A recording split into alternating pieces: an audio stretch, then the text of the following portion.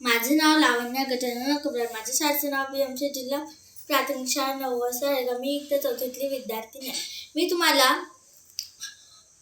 उष्णतेचे वहन हा प्रयोग करून सांगणार आहे. मीने या प्रयोगासाठी एक गंज घेतलेला आहे. तुम्हाला दिसत असेल की या गंजातून वाफ जाऊन राहिलेली आहे. या गंजातून वाफ जाऊन राहिलेली आहे आणि ही वाफ बाहेर जाऊन राहिलेली आहे. आणि मी इथे गरम पाणी घेतलेलं आहे. याच्यातून आपल्याला हे सांगायचं आहे की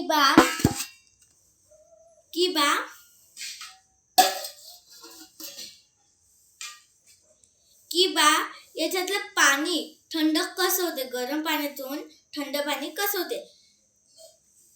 असं आहे की गरम पाण्यात जास्त उष्णता असते.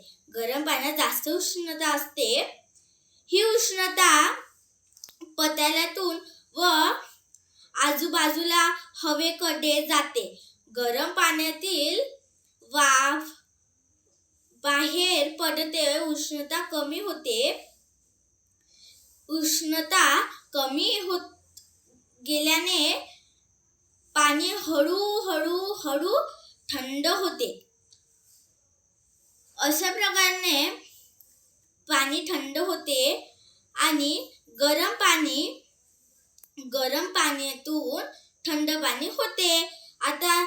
आता बघा, हे पाणी थंड झालेलं आहे. आपण याच्यात हात टाकून बघूया. हे पाणी थंड झालेलं आहे. याच्यात आता काहीच गरम राहिलेलं नाही. अशा प्रकारे गरम पाण्यातून थंड पाणी होते. धन्यवाद.